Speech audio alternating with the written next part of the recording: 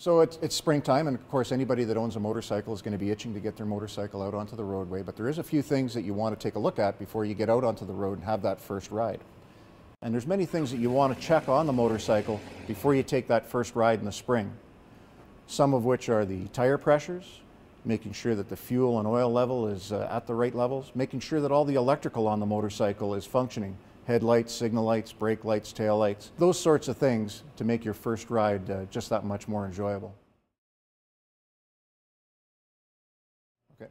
Well, most motorcycles have a fairly accurate fuel gauge, but however some don't, and if you have to, you may have to actually physically check in the tank to check the fuel level and make certain that it's up to where you need it. Oil levels on most motorcycles, most of modern motorcycles have a sight glass window on the side of the engine, and on this motorcycle it's on the left side. Some other motorcycles have a dipstick that you need to screw out, pull the dipstick out, just like a car, and actually look at the oil level from the dipstick.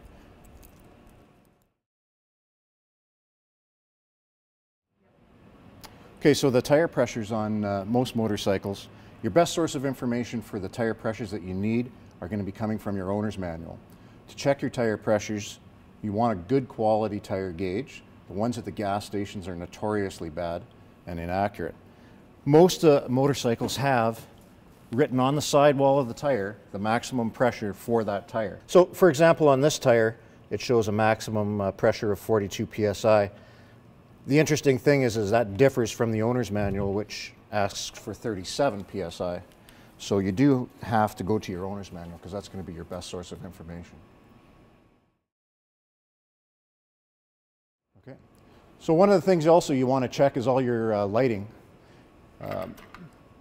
Fairly simple to do. Some motorcycles have a cutout when you turn on the key. You don't get a headlight right away until the engine starts. So in order to check the headlight on this motorcycle, I have to actually fire it up. You can see that the headlight's working. Signal lights front and back. And on this particular machine, I also have four-way flashers. I want to make sure that they're working. So on the back of the motorcycle, again, with our signals and our four-way flashers. And most importantly, with the brake, actuated from the front lever and from the back brake pedal. And you want to make sure that they both work independently, because you may not use both at the same time.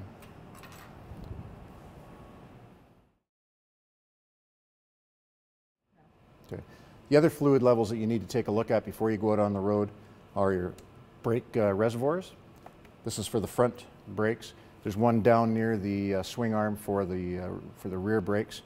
It's basically a small bottle and it has graduations on it to tell you if there's enough fluid.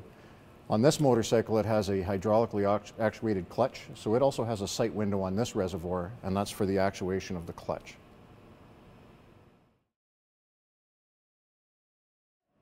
Okay, so if you're riding a motorcycle in Toronto, one of the more important electrical features you're going to have on your bike is your horn, and you're going to want to make sure that it works and that it's loud enough to get drivers' attention.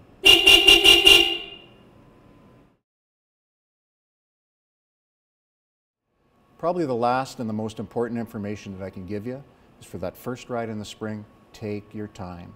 Get out to a parking lot, spend a little time, get your skills back up, and then when you do get back onto the road, keep your speeds down a little slower than you would normally have them. Keep a little bit more following distance from other vehicles, and remember, they are not expecting you, and you need to make yourself visible and seen. Never assume that the drivers see you. Other than that, have a wonderful season and be safe.